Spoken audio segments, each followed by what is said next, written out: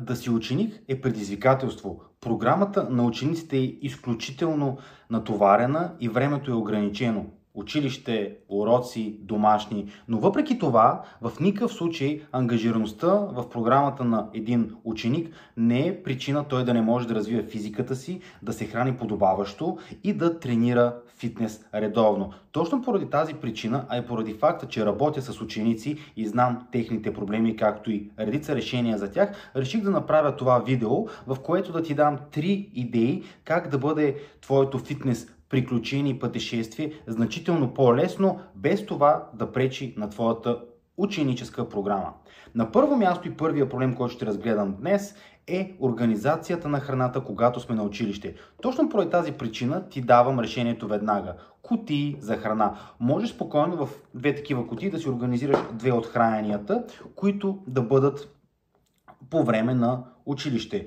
Ако си първа смяна, може да бъде закуска с обяд, ако си втора смяна, може да бъде обяд с следобедна закуска. Варианти, например, са яйца с сирене, в допълнителна кутия може да си направиш някакви зеленчуци или пък да си вземеш плод, може да си направиш класиката във фитнеса, пиле и ориз или някакъв друг вариант на месо с някаква салата. Разбира се, трябва да съобразим общия калориен прием.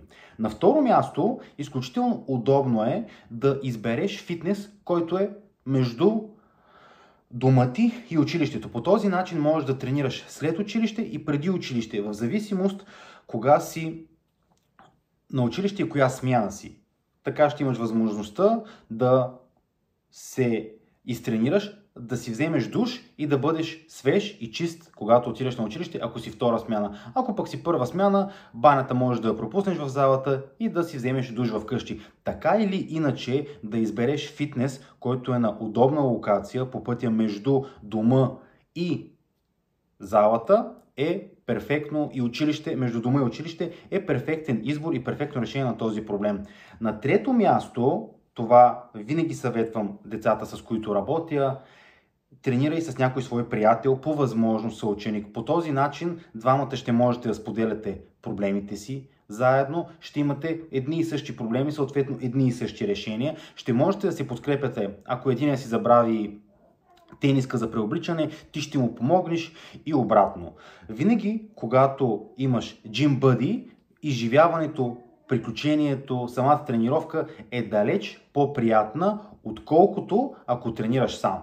В моята практика имам редица трениращи, с които решавам проблемите, свързани с тяхната гимназия, заето време и прочие. И това са 3 от основните причини, които забелязвам. В момента имам момче на 16 години, което готвя за състезание по бодибилдинг, така че виждам, че е абсолютно възможно всяко едно от тези неща да се случи, стига трениращия да бъде достатъчно мотивиран за това.